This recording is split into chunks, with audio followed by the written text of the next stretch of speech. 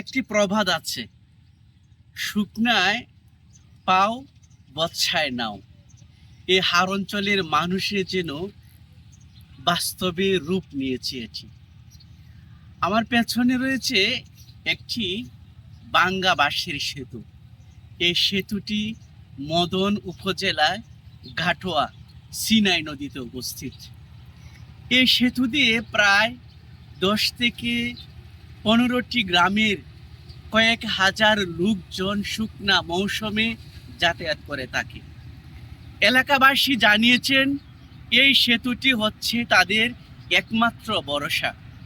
স্কুলের বাচ্চা থেকে শুরু করে বৃদ্ধরা এই রাস্তা দিয়ে তাদের যাতায়াত করতে হয়। বৈশাখ মৌসুমে এই সেতু দিয়েই তাদের হাজার হাজার মন ধান হাওড় থেকে উত্তোলন করতে হয়।